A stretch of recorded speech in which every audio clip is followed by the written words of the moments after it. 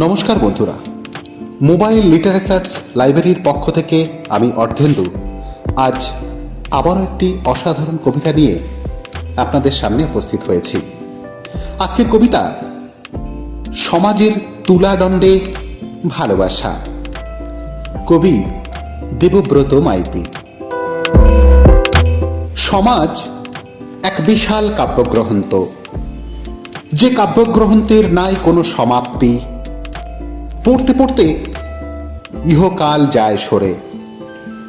বহু চরিত্র, বহু নাটক, বহু অভিনয়, তারপর একদিন পরকাল জীবন হরে। কেউ হাত বাড়ালেই ধরতে পারে আকাশের রূপালী চাঁদ, কেউ বা ভিক্ষার পাত্র হয়ে কাটায় জীবনের আগামী রাত, কেউ বা ক্ষমতার দম্ভে স্তম্ভ সেজে দাঁড়ায় রাস্তায় রোখে,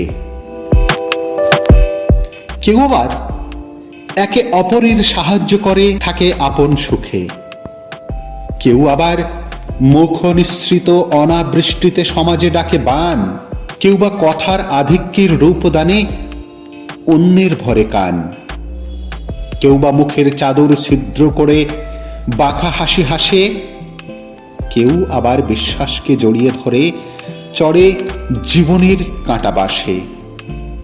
আসলে সমাজে কর্ম ধর্ম যাই থাকুক, জীবন নিজের শরীরের কাছে ঋণী।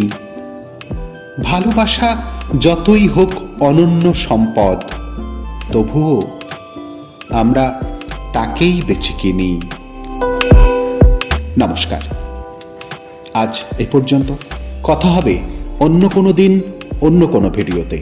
ততক্ষণে সবাই খুব ভালো থাকুন, সুস্থ থাকুন। আর ভিডিওটি যদি আপনাদের ভালো লেগে থাকে তাহলে লাইক, কমেন্ট করতে ভুলবেন না।